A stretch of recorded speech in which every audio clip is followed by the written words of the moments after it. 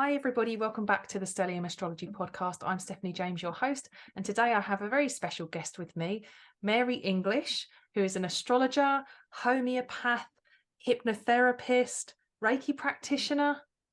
Not too much Reiki, but yeah. Well, sometimes. it's in there somewhere. Yeah. Somewhere. And on top of that, an author of many books, some of which I've proofread, The Astrology of Indigos. I think I read How to Believe in a Sagittarius. I've gifted your books to people. I've recently read a book of yours, The Equal House book. What's the actual title of it, Mary? Enjoying Equal House, why one of the oldest astrological house systems is so easy to use. And it really is easy to use. Mary and I have just had a little chat before we got started, and it just naturally flowed to this point. So let's just get talking. Firstly, about yourself and some of the things you do, like your podcast and your writing, and give me a little summary about you and why you're doing what you do. Okay, so thank you, Steph. Lovely to be on your show, and hello. I've been a professional homeopath since my early 30s, and it was precipitated by giving birth and having a baby and wanting to know more about his chart. It started off with my chart. When I went to see my homeopath for a consultation, she said to me that such must have happened during my Saturn return. I had no idea what a Saturn return was. So then I investigated it and found out, no, actually what had happened to me was nowhere near my Saturn return. So that wasn't it. And not that she knows that much astrology, my homeopath, but she knew enough to set me interested. So all I knew up until then was what sun sign I was. But anyway, because of that, I then got into astrology in a really, really deep way. I got a computer program called Zodiac, which actually is an equal house system computer program. It's very pretty. I'll just show you Steph's chart on there. So there's loads of colours and la. It's nice and easy for beginners. Got that for a tenner, picked it to bits, did all my clients, my homeopathy clients, did all of their charts. And then one thing led to another. I discovered about indigos, wrote a book about them, and blah, blah, blah. That's how it's been ever since. And the podcast started in 2016. And we're up to, I'm very proud, 450,000 downloads. Wow, that's amazing. I have to be 336 completely honest. I have to be completely honest. You are my first astrology teacher, aren't you? My very first astrology reading was booked with Mary. I've actually spoken about Mary on the podcast a number of times in a number of shows. But also, Mary, when we got talking, you really inspired me to do my podcast as well. And you actually gave me the kick up the bum to plan a date, for really to visualize what I wanted to be and where I wanted to be and how I wanted to do things. And I've been very fortunate. I'm just very lucky to have met some really wonderful people who really encouraged me to just be me and do it my way. So what's the name of your podcast? It's Learn Astrology with Mary, isn't it? That's the one, yeah. Learn Astrology with Mary, yeah. So you guys should definitely check out Mary's podcast. But yes, so you found yourself on this path of learning about about astrology through wanting to know more about your son. Yes. And found out what sign the zodiac he is, his moon sign, put our charts together. And the first thing happened was I realized that my ascendant is exactly the same. Sorry, my sun sign is exactly the same degree as his ascendant.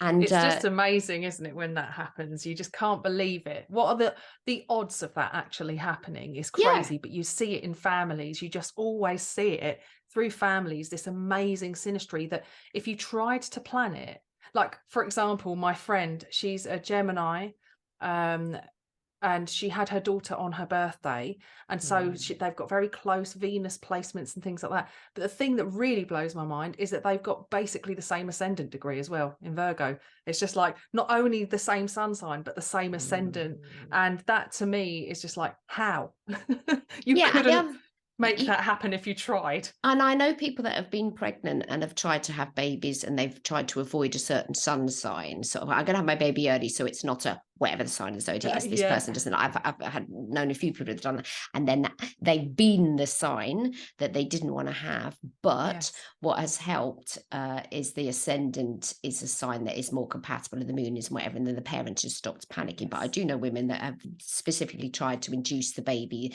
which is the craziest of things. And in my case, because I only knew a little bit about astrology then, my son was a cesarean, so he was booked in. I was booked in to give birth. Nothing happened, and so they said, "Okay, you're going to have a cesarean at 4 o'clock this afternoon." Well, as it was, he wasn't born until 4:30 something. Can't remember the exact time. And so that was sort of booked. So even though it was a booked one at a particular time, his actual birth, because it was all complicated, and there was things all stuck around his neck, and we didn't know if he was breathing, and I was off my head with drugs and stuff, so I didn't know what was going on until afterwards. But anyway, the moment that he's actually born, and the stupid thing is, he's Libra. One of the little thingies that goes around his wrist says one time, and the other went round his other little wrist says another time, or his fit or whatever. And I've still got those, and it makes me laugh every time I look at them, because people go, "Do you keep what the time your child was born?" I go, "Yes, I have. I've got 2 different times by 3 minutes." How annoying. Yeah, I was going to take the first time, but obviously the nurse who was writing it looked up at the clock, wrote one, and then looked up and just habit, looked up at the clock, wrote the second one, which I thought was really funny. But anyway, his ascendant is, and when you start learning these things, and you start learning your place in the world, and why did my first marriage not work? Why did this job go shit? And you start seeing the astrology of it, and then you get reasons for things happening. Yeah. I'm so much into reasons. There's like, astrology becomes amazing. But you've been very, very helpful over the years. You learned astrology. I remember right at the beginning, you learned it so quickly. And we were just communicating online back then. I don't even know if did we have Skype then? I don't know, so long ago. Did we do I it by the remember doing phone? it all with you over phone, because I was scared of Yeah. using Skype. I just didn't understand. I didn't understand Skype. It just felt weird to me to use it. I think the delay made me feel anxious. If we got a delay, it would make me feel weird. But yeah, we did it over the telephone, and we even did my classes over the telephone as well. And that I remember was having chats. Yeah, I remember the chats. Yeah, such and such a long time ago now. But you sort of think that's so back in the day, that's so sort of like previous century, like we actually spoke on the telephone. People don't even do that anymore. But yeah, there was because it was a whole hour session, wasn't it? And we'd go through. Did I post the stuff to you, or did I email it to you? It was emailed. I have got timestamps of contacts. I've looked at charts of all that and having a look at my transits. I think I was having Uranus trine my natal Uranus. So Uranus would have been in Aries, trine my Uranus in Sag. I think that was the transit I was having. I think that was it. So that was a lovely transit to have, actually. And it might have been square my Jupiter as well. It might have started with Jupiter and then Uranus, because I've got them both in Sag. You do. Quite close together. Yes, with so your yes. lovely little stellium that you have. Yeah. Well, that was the thing. That's why you helped me read through the Indigo book, because your chart just is a stellium. It's not like you've got a stellium. Your chart is a stellium. Everything is so sort of clustered together. And at that point in time, I was collecting charts, like people sort of collect flowers. I was collecting charts. Anybody that had a really clustered chart, I was adding it to a database that I kept. I kept it on Facebook, and I haven't got a Facebook account anymore, so it's just blipped into nothingness. But I used to keep. I was collecting really, really clustered charts, because I was so, my son's clustered chart, I was so into clustered charts then, and I still am now. And I still get fascinating, aren't they? Contact me because they want to know about indigos. That's still a thing. But we'll come into that in a minute. But we were talking about whole sign and equal house, and I use equal house, but because I work in the UK and only 2% of the people that contact me actually know when they were born time-wise, because it's not on the birth certificate, I'll then use whole sign. And what we were talking about before we got to where we are now is like, well, what are the different house systems and how do they work, and why would you just use one system? Yes. And that's my excuse. I'll use whole sign because I haven't got a time of birth, and it'll work perfectly, because your transits are still going to happen, are they not? Yes. Yeah, exactly. And you have to, I think, if you're kind of consciously watching what's going on in the skies, if a planet like Pluto, for example, has just moved into Aquarius, it almost immediately makes itself known. You see it in the news headlines. And I was speaking to another astrologer who said even with the constellations and when they move into a sign, it is still kind of a hypothetical thing, because it's not, these places aren't physical like bricks and mortar. This is like kind of a ethereal kind of crossing over kind of thing. And so I thought it was interesting, because she was very much like, well, it's not even the signs are kind of hypothetical almost anyway. But you do notice a shift. And you know, like with smaller things, like if the sun goes into Gemini, almost immediately the other day I felt it happen. Oh, yes. Not because it was not because it was a drag being in Taurus, but suddenly everything got moving. It went from just being stationary and kind of trying to, it's almost like a time for gathering your ideas, and then once it's in Gemini, it's boom, everything starts moving into action. It's like you get the ball rolling, fingers in pies, that kind of thing. And it's almost, it's immediate to observe. So that's how I think you can see whole signs actually can work, because as a horoscope columnist, as I have been, and you write a regular one for your do you still do the Pucker horoscopes? No, do it I do for my newsletter. I write the horoscopes. You still do it for your newsletter, yes. But yes, so being horoscope writers, we are using that whole sign horoscope anyway. That's what I would use it for. And like you said, if somebody didn't have their birth time, it's another way to look at it. And it very much works. But if you do have the birth time equal, everybody's got their preference. And like you and I were saying, I like to switch between different things. So if I'm doing electional, I will use Regiomontanus. If I'm doing my general thing, then I'll probably use equal. Occasionally, I'll just use Placidus, because I like the idea of intercepted signs and houses.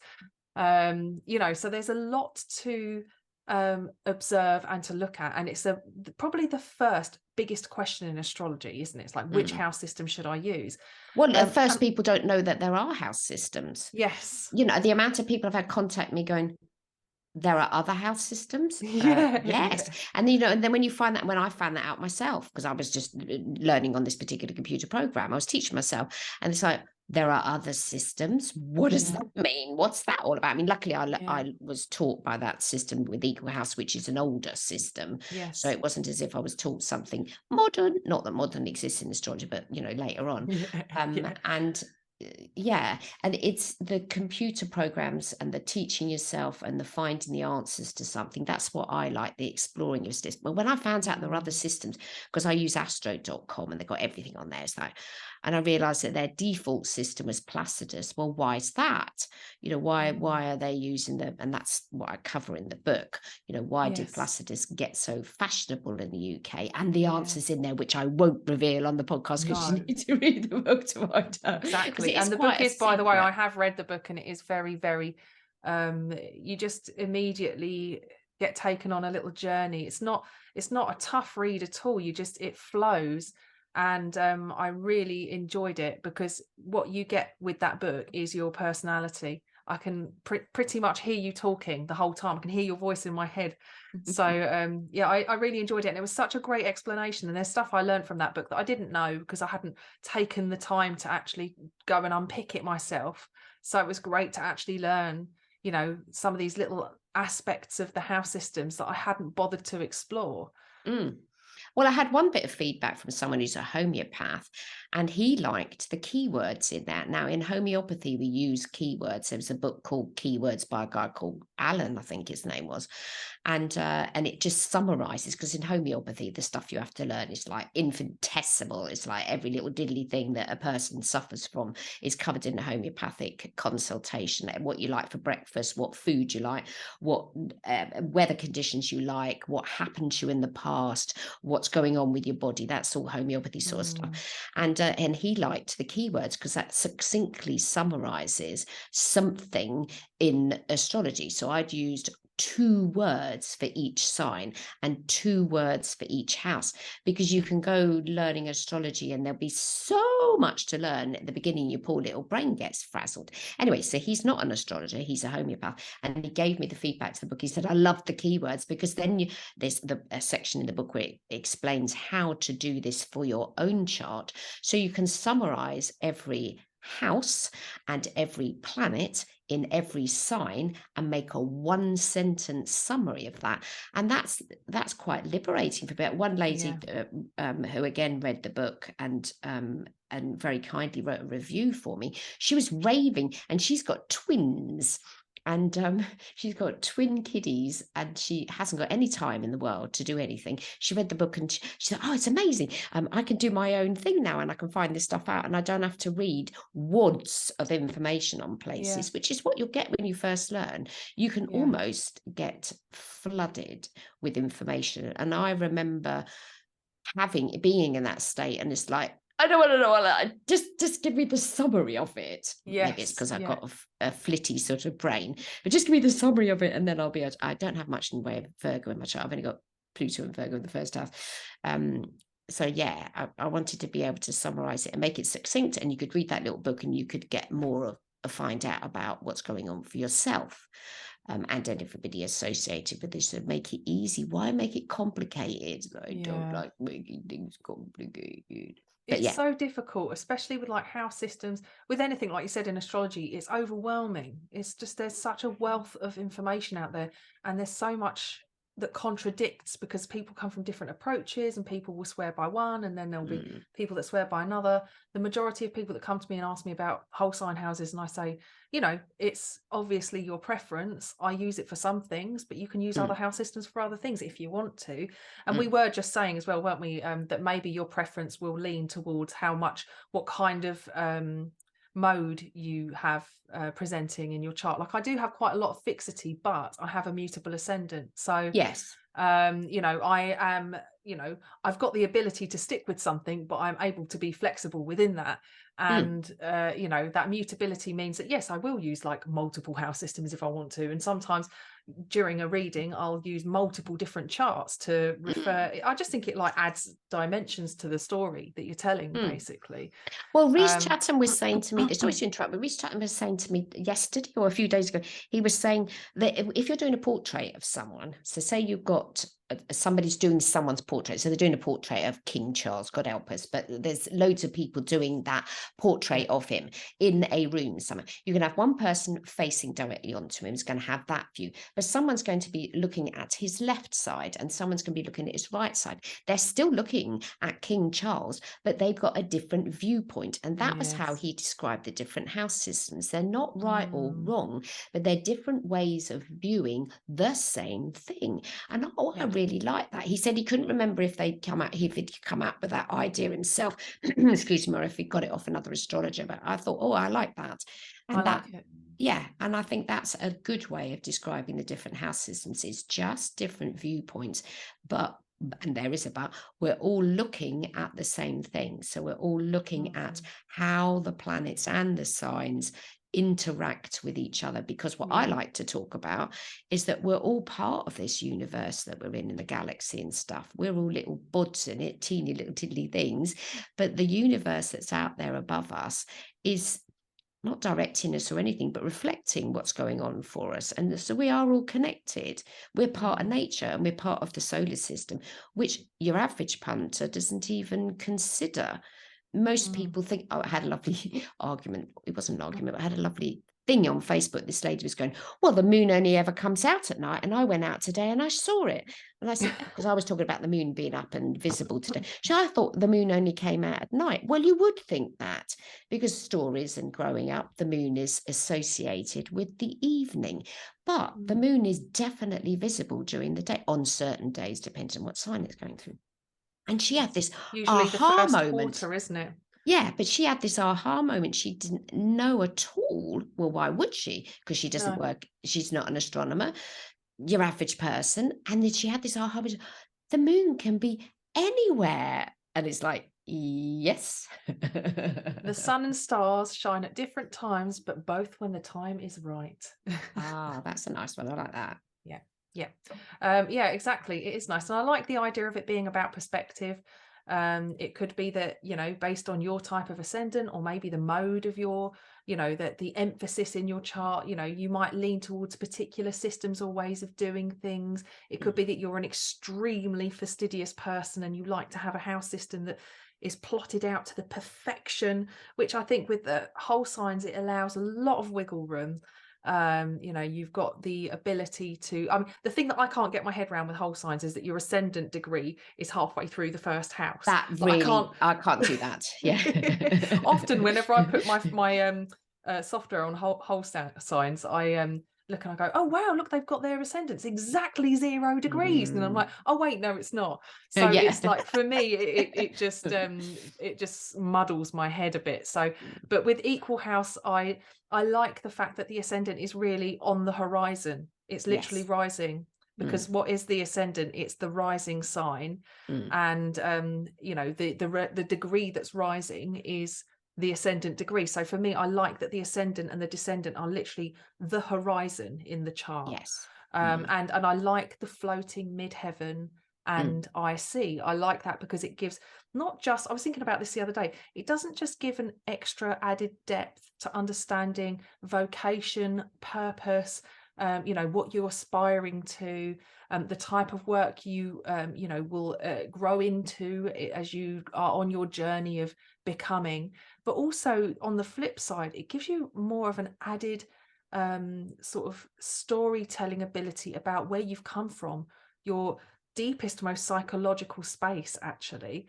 And it's funny, I never really made that connection before, because I just focused on what was visible and didn't think about the hidden side of the potential of a floating IC. So having a fourth house cusp plus an IC, to me, gives me that sort of like extra added layer of meaning that I can explore. And just a little story, a little while ago, I've been talking to people about, I've had something called family constellation therapy, which I found was incredible. Ooh, I've heard about that. Yeah. Yes, a friend of mine is a practitioner, and she calls it systemic. Oh, I can't remember now, but she doesn't call it family constellation. She calls it something different, but it's the same thing. And she gave me a treatment. The timing was perfect. We did this, we got together and had our conversation. It blew my mind. It helped me to explore my past in a way that I'd never, I'm talking generations, not just me, but like generations back, and healing that kind of previous unspoken kind of traumas that have carried forward through behaviors that are kind of seem irrational, but it's just part of your family culture. And so like healing and forgiving and letting go of that. And on the same day, I went to a gig to see a band that I've loved since I was a really young girl, called Cooler Shaker. They're an indie band, sort of like indie psychedelic kind of band in the 90s. And the lead singer is Crispian Mills. His mum is Hayley Mills, and she is an actress who was in films like Whistle Down the Wind, and I think The Parent Trap, you know, the original Parent Trap, and all of those. And so my mum loved Hayley Mills, and I loved Crispian Mills when I was growing up. And it was like, I felt that day I did a bit of time traveling, and I not only did my family stuff, but I also did a little bit of reconnecting with me as a younger person. So it was very IC orientated, and it made me see the power of connecting with that axis in your chart. I just found it very, very interesting, and it was just a nice little tidbit, because it was the day that the sun was actually on my MC, and I didn't even realize it until afterwards. I actually thought, wow, that's such an amazing way to understand yourself, and the multifaceted way that you can explore yourself and your family, and the layers and dimensions. Like seeing a band that meant something to me, and his family lineage was important to my family. Like even his grandfather, Crispian Mills' grandfather, is Sir John Mills, and so he was somebody that my grandmother enjoyed watching. Oh, you know, wow. so it's like such a huge, like, it blew my mind, really. And it made me understand that the MC and IC aren't just like a kind of weird point, that aren't, they're just a few keywords. It's such a huge sort of central pillar to the core of who you are. Mm. And I think if you're loose with timings in astrology, you can really miss the essence of that. If you don't have a birth time and you use whole signs, as much as it can provide insight, it's not going to give you, you couldn't perhaps necessarily connect in a way. So if the sun was moving through the sign your MC is in, you're going to have perhaps experiences that highlight what it is you're supposed to be doing, or that at least showing you where you should be looking. But you may not pick up on the power of that specific date if it so happens to reveal itself. Or you could have a moment where it does really reveal itself and it could give you a clue to your actual MC point on the flip side. But I think that this is the thing with house systems. It's hard if you can't be more specific, it generalizes, and then maybe the connection is lost a little bit. I don't know, what do you think about that? Well, I mean, your MC's in your 8th house in equal house, and the 8th house is the deeper way of looking at things. So your IC is going to be opposite that in your 2nd. Is that right? Yeah. So I don't know where mine is. My MC's in Taurus. So my opposite's going to be in Scorpio, knocking about somewhere near my 4th house, either 3rd or 4th. I don't know, I haven't got the chart in front of me. But you've also got for yourself, you've got your Mercury retrograde in Aquarius. Mine's retrograde in Pisces, God help us. And the retrograde Mercury people are not going to look at life in a normal way. They're going to look at it unusual, and with it being in Aquarius as well anyway, and that's all in your 8th house.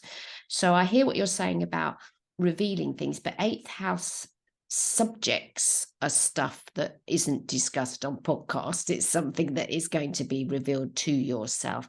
But wasn't it the guy that runs the School of Astrology where you went to, he wrote a book about MCs, is that right? Yeah, he did, actually. I've actually got it right next to me. Yeah. What's the title of the book? The Midheaven, Spotlight on Success. And his name is Frank Clifford. That's right. Yeah. Because I remember him writing that. And I, because I haven't got into MCs or ICs too much. I haven't got into that place yet, because we're always learning in astrology. And it was the reason I never got into it and haven't got into it, and was trying to get into and had to get into it whilst writing this book about equal houses, is because I couldn't in my mind understand what the hell it was. Okay, I've got a very basic brain. It either is or it isn't. Anything further than that and I get tired. And I had to learn what the MC was as a thing, as an astronomical thing, and the amount of blunking Googling that I had to do to find out what it was. And in the end, I had to resort to a book which is about the astronomy of astrology. And I finally, eventually understood what it was. And it isn't the highest point in your chart, which everybody tells you. It's not that at all. It's the it was probably sort of created a bit more in the Placidus system.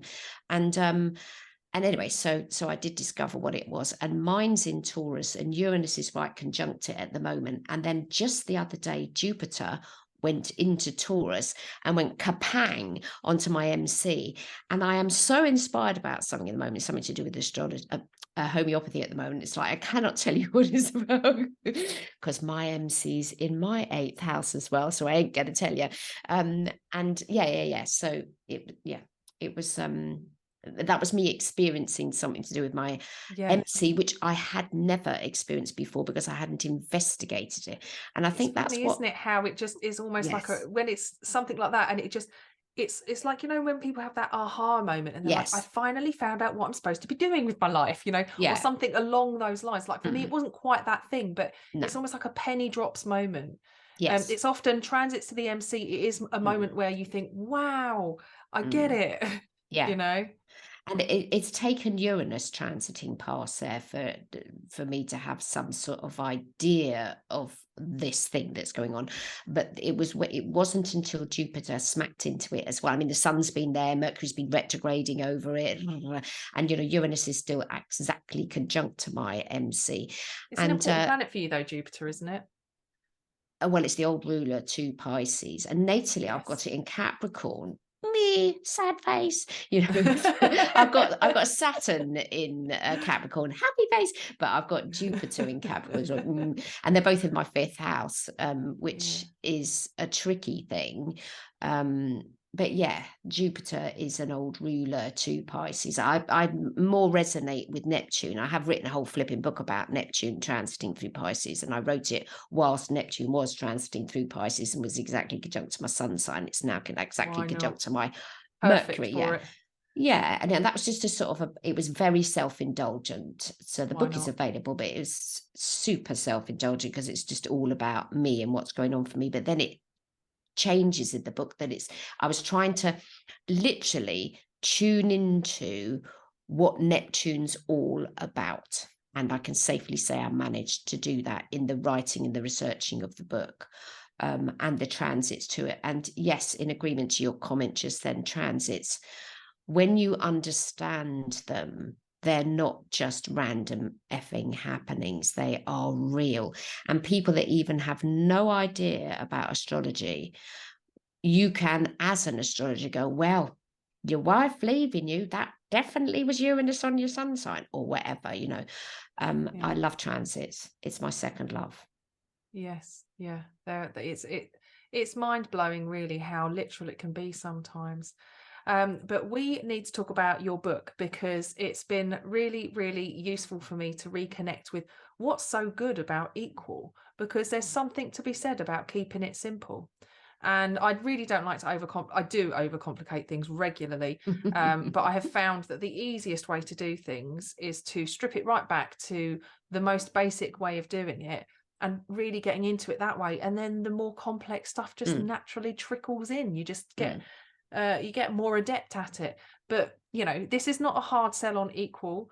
It's just an encouragement to those of you who are watching or listening to explore that house system if you haven't tried, because there are a lot of good things about different systems. You know, each has their own merit, but I just find Equal is, for me, the one that I always slip back into very easily. It's very comfortable.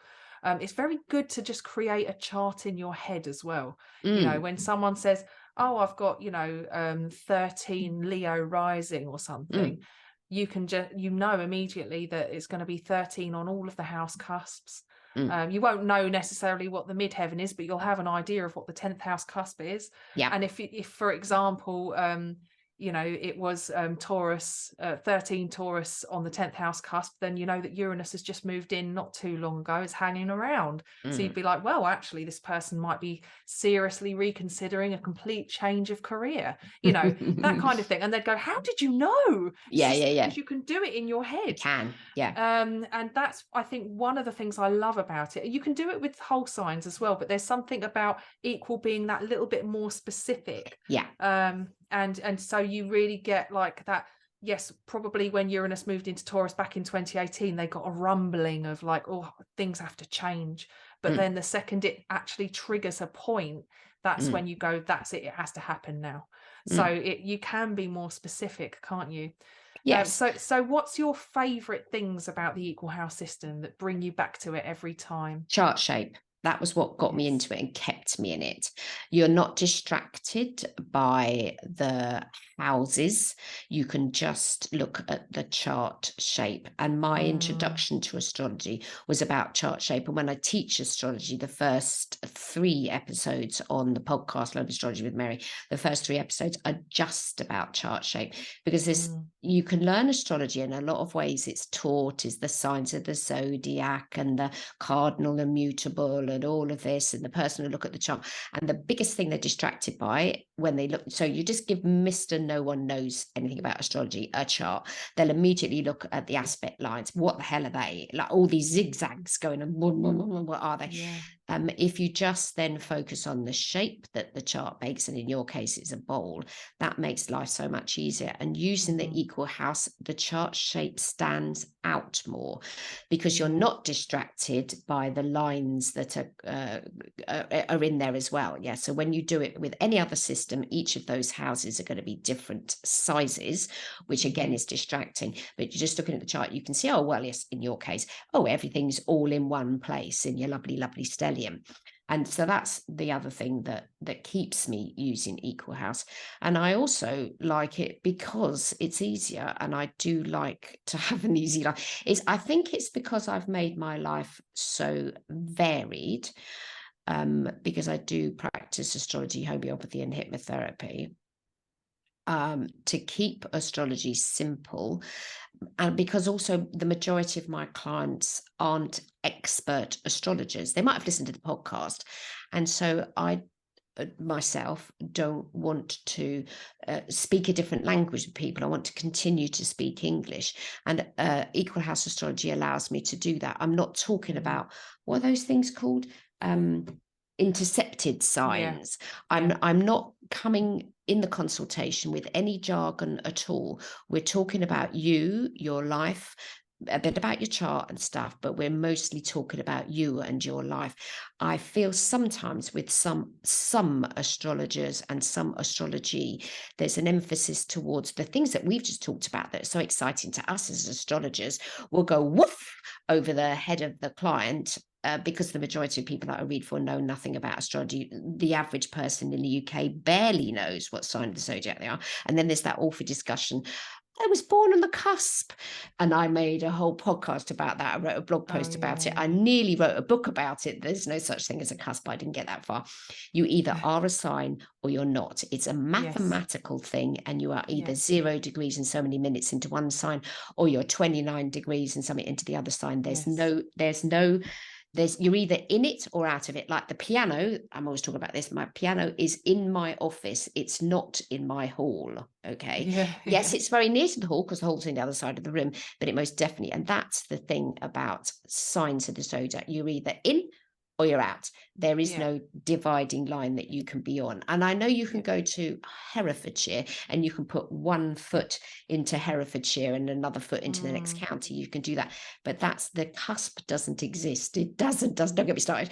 No, it's fine. I think I've done something on it as well. And I've done house cusps, which are a bit different. Yes. But sign cusps are just, I mean, yes, thing, honey.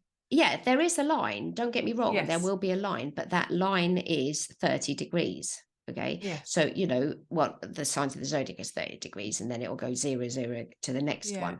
And the same thing with houses. And what I've also covered in the book, which not many people do for beginner astrologers, I've made the book into beginner and, sort of medium and then advanced. And in the advanced last chapter, we're talking about the rulers to the houses, so house rulers and sign rulers, which you never learn about when you first learn astrology. So I've whacked that in there and made it easy. So then you can find out, well, I like chart rulers. That's a fave of mine, which I don't know if the other house systems use that. But, in your case, Gemini ascendant, Mercury's your ruler. So we've got to pay attention to what Mercury's up to. Now, I unfortunately have a Leo ascendant, can't you tell, because I'm not shy. So the sun rules my chart, so I'm paying attention to where the sun is all the time. And it's got so bad with me having a Leo ascendant and a sun ruler that when we go out, my husband and I take the dog for a walk and go to the country side, which isn't far from us, I am forever taking photographs of the sun.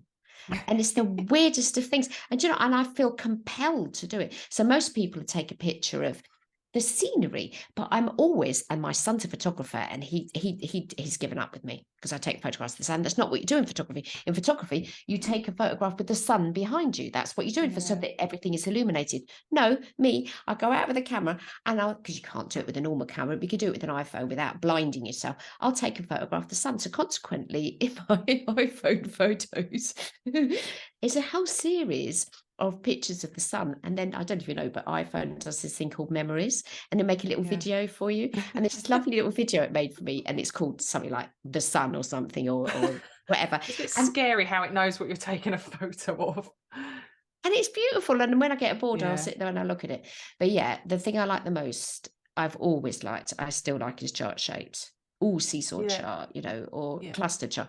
And not that many people even do chart shapes, but that's all No. going full circle is how I got into the indigo thing, their charts and the Uranus Neptune conjunction, and it only happens once every 170 years, and everybody doesn't know about it. And it's like, I want to preach about it because that conjunction doesn't happen every day of the week, and No. you were born under one, and anybody born between 79 and 99 was also born under it. It's very Yes. important. Well, actually, it's funny you bring that up. I've just written an article for the Mountain Astrologer, which is going to come out later on this year, which focuses on that time period and the astrological weather that occurred, and some of the interesting things have happened since, which have been a direct consequence of that period in time, without revealing too much. But yeah, it's a fascinating period, isn't it? And Yes. yes, that Uranus Neptune conjunction that occurred happened on my sun, so I feel like I can talk about it. Absolutely. Yeah. I've got some kind of way, I've tuned into it in my life, and it's definitely something that I'm fascinated by. But I agree, reducing the noise around the chart. So it's interesting because when you look at different house systems, it can literally reorganize your chart, can't it? So you go, well, hang on, wait, that's a different version of me that I don't know yet. It can cause a bit of an identity crisis. Yes, and the people, when they've learned a bit more astrology and they Yeah. find there's another house system, and they go, I don't like my sun being, oh, I hate my sun being in the eighth. Oh, now my Mercury's in the eighth house in Placidus. I don't like that. I don't like the Mercury. I want my Mercury to be back in the seventh, which is where it is in Eagle House. And then I'll have a little argument with myself. It can't possibly be in the eighth house, and then you can sort of, well, it depends how harsh you are with yourself and whether or not you've got any squares, and I've got millions of them.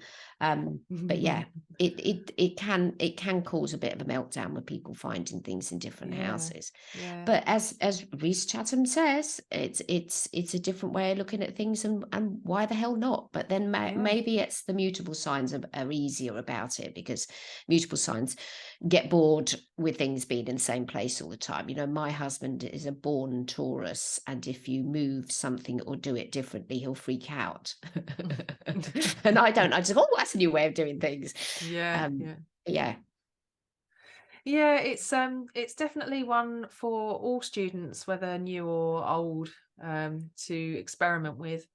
And there's still loads of house systems I haven't tried out, but I do just find myself gravitating back to equal. I like the simplicity. It does remove that sort of element, the whole intercepted thing. Like, I've got an intercepted moon, and it really is like a big deal. Like, I just look at it and I'm like, I sort of understand it, like, as time's gone by and I've asked questions and I've explored it. But when I first saw it, I was like, oh gosh, and why is there like there's a sign that just doesn't even sit on the house cusp? Like, I'm so confused, this is really odd. And it just made me feel weird about my own chart. And with equal, it removed all that for me. And I think that it's Frank Clifford had a quote from one of his writings. I can't remember it exactly, but it says something like, with good knowledge and a good vocabulary, all roads can lead to Rome, as far as house systems are concerned, because what you're looking at in the chart, you might be coming from different perspectives, but ultimately it's like the rule of three in astrology. If you see it 3 times in the chart, it's often a real thing. And it's like with house systems, you'll find that whatever you're looking at, ultimately you will be able to see the chart express itself through different systems, but with similar messages or the same message. So you are able to unpick that mystery for the client and help them understand themselves, regardless of the house system that you're using. It's just that if you feel more comfortable with one, then why make your life more difficult? So yes, so it's a fantastic little book. I really enjoyed it, and I'm really grateful that you asked me to cast my eye over it for you. And I, like I said, learned a few things, and it's a really good book. It's like all of your books, and I really loved, is it How to Cheer Up a Capricorn? Yes, How to Cheer Up a Capricorn. Yeah, How to Bond with an Aquarius. I hated the title after I did it, the Bond with an Aquarius one, because then I had an Aquarius complain to me, that would be the last thing I'd ever want, is to be bonded to something. It's like, well, that was the part of the irony of the title, because they're funny little titles. Yeah. Yes, and quite fitting.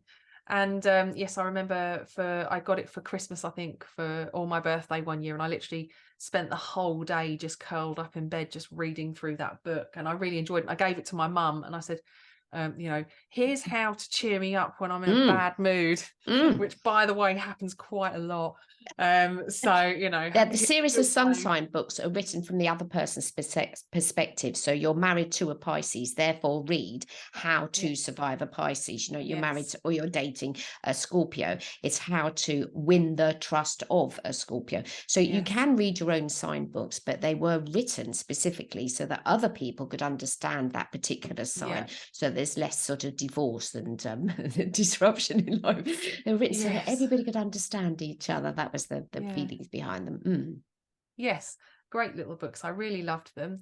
And I really appreciate that. I'm really glad that my journey started by finding you, and because it's been a great connection that we've gotten. I've seen Mary in the context of hypnotherapy and homeopathy and astrology. I've had the full shebang. So and I still continue to.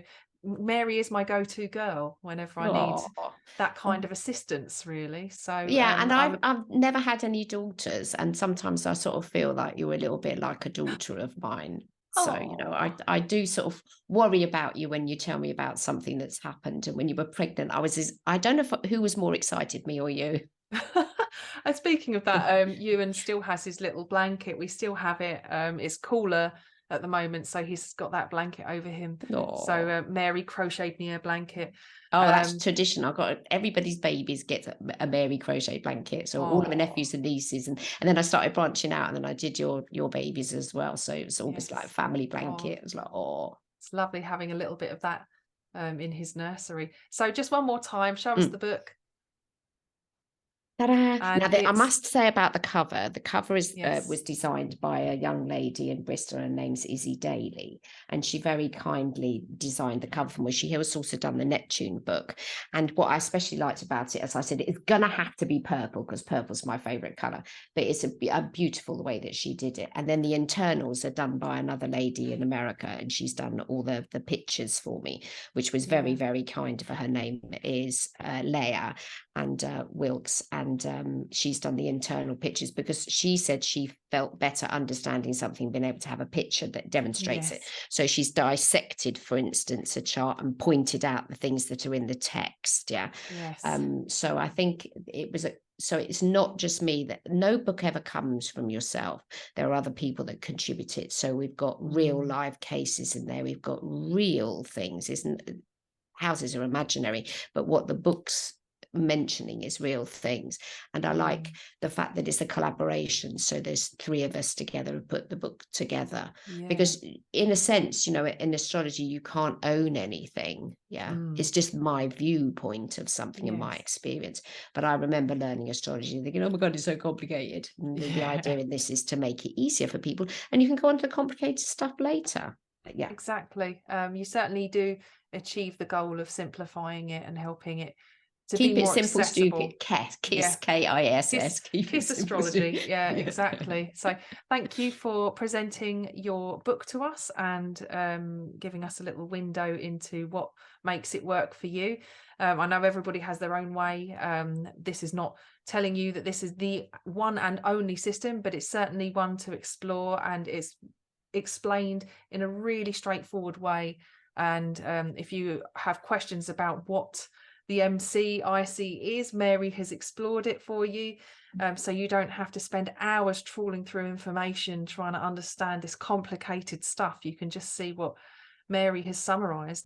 And if you'd like to be in with a chance of winning a gorgeous Monk's Astrology personalized birth chart or birth chart clock, all you have to do is subscribe to my YouTube channel. If you have a private channel, screenshot your subscription and email it. And if you just include your YouTube handle as well, so tell me what your channel is called, just so that if for whatever reason, I do pull your name out the hat, I can hunt you down in a few different ways to let you know you won this beautiful clock made by the very talented Catherine Monks, who creates a variety of bespoke and personalized astrological ornamental artwork, and it really is truly stunning.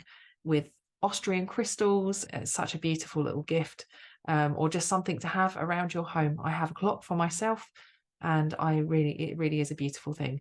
So thank you so much for coming on. It's lovely to catch up with you again. And if anybody wants to have a different podcast to check out Learning Astrology with Mary. And you're seeing clients as well, aren't you? So you can yes, www.maryenglish.com or .co.uk. You can find me a UK astrologer as well. It's been lovely chatting with you, Steph. Yes, Thank you. Thank you. Take care.